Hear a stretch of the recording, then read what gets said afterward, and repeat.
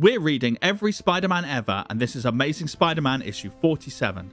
We start this issue in the past, mid Spider-Man and Kraven fight, and we learn that the Green Goblin has been watching all along, and that Kraven has been offered $20,000 to defeat Spider-Man. After fighting Spider-Man to a standstill, Kraven hopes to get half of that money up front, but is denied by Green Goblin's messenger, Norman Osborn. Angry at being denied, Kraven follows this messenger to his home, hoping to find the Green Goblin. He doesn't. Instead, he just finds Norman Osborn and is unaware that Norman is actually the Goblin that he's been searching for. He then fights Spider-Man, like we've seen, and goes to jail, like we've seen. And now he's swearing vengeance on Norman Osborn after finding out that the Green Goblin died in a fire. Does this flashback make sense? Absolutely not, but the plot is going to require us to just roll with it, so we'll just roll with it. So what is Norman Osborn, the target of Kraven's ire, doing now?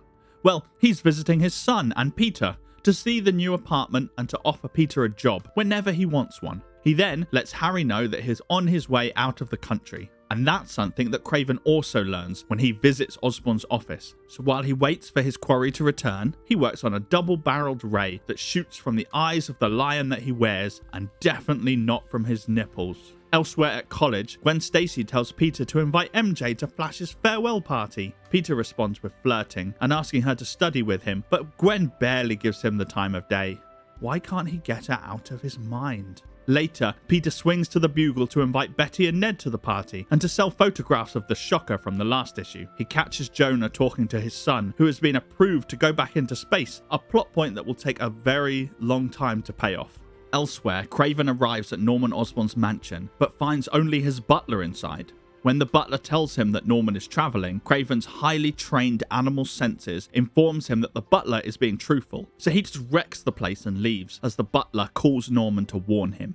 And then, we're finally at Flash's leaving party, as people wish him well joining the army. MJ and Pete hit it off on the dance floor, and Gwen gets tired of being the host and hits the dance floor too. All eyes are on her, especially the eyes of Peter Parker, who is distraught that he never gave her the time of day. And then Kraven smashes through the wall of the party, looking for the son of Norman Osborn, looking for Harry. As Flash Thompson heroically tries to intervene, Peter sneaks away to call the police and arrives back as Spider-Man in time to see Kraven carrying Harry out of the building. Spidey taunts Kraven, getting him so angry that he forgets about Harry and leaves him on the ground. Spidey continues to fight as Flash and Gwen carry Harry to safety, as Mary Jane is enraptured by the fight, and as Ned and Betty call Jonah at the Bugle. Hearing the news that Kraven might beat up Spider-Man, Jonah races across town to witness the fight for himself. And, hearing that his son might be in danger, Norman Osborn does the same, paying the cab driver triple his usual fare to get him there as quickly as possible. Spider-Man seems to have the upper hand in the fight, much to Jonah's dismay, but Kraven soon grows weary of fighting our hero with just his bare hands and resorts to his ray weapon that definitely don't come out from the nipples. Spider-Man is struck and weak, and Kraven knocks him to the ground. He's just about to deliver a final blow when he spots someone arriving on the scene in a taxi. Norman Osborn. So instead of killing Spider-Man, he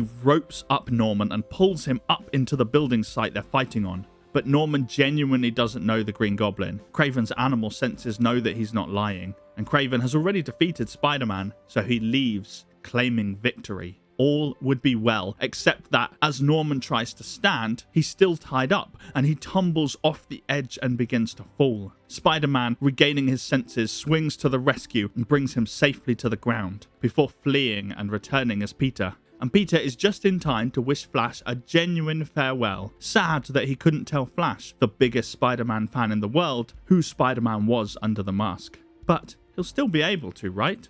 Flash will come back from the war, right?